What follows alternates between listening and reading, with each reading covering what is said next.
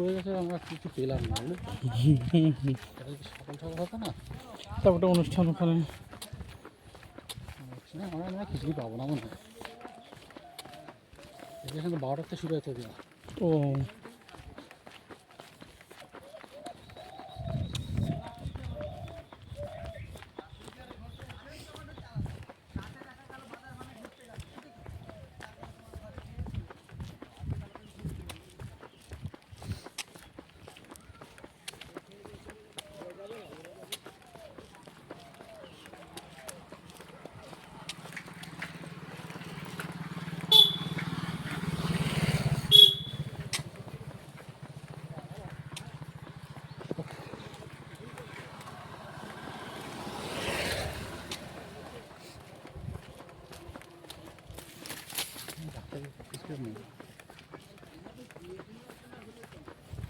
জনবসতি হালকা হালকা।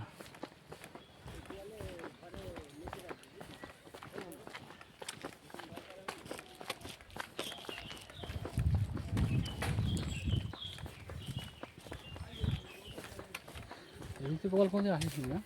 না এদিকে আসিনি, দীঘা গেছি মানে এইভাবে কোনোদিন আসিনি। সন্ধ্যাবেলা চালটা দেখে তো মাথা খাবে, চপ চা চপ।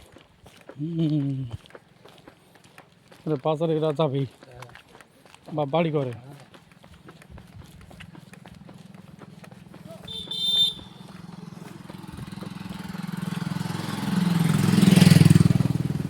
সেভাবে কিন্তু উন্নত এরা। পাশে হার বলে দেশ।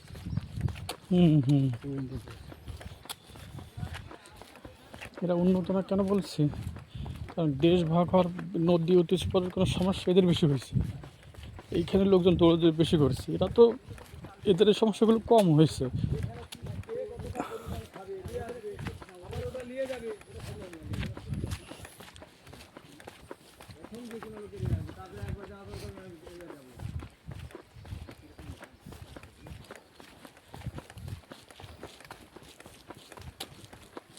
বাবা বলেনি না না ওখানকে নিয়ে চলে যা, আমি ওখানকে নিয়ে যাবে আবার নিয়ে আসবে।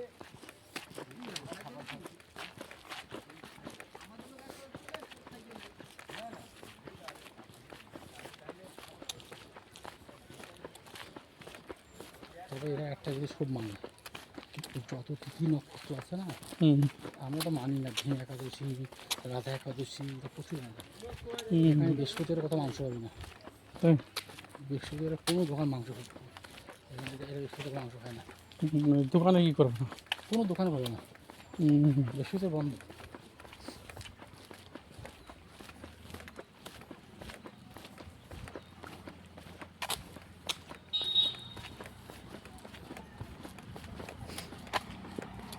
ভালো হয়ে যেত।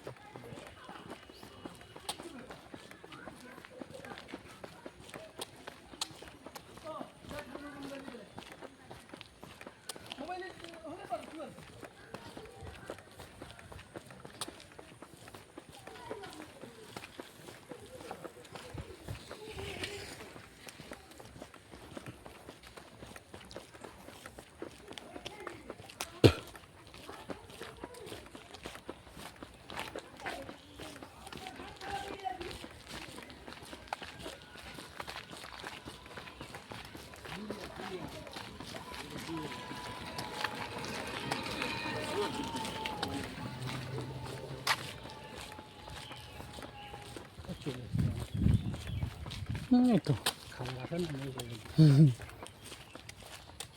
পুজো লাগবে না, আসে আসে তো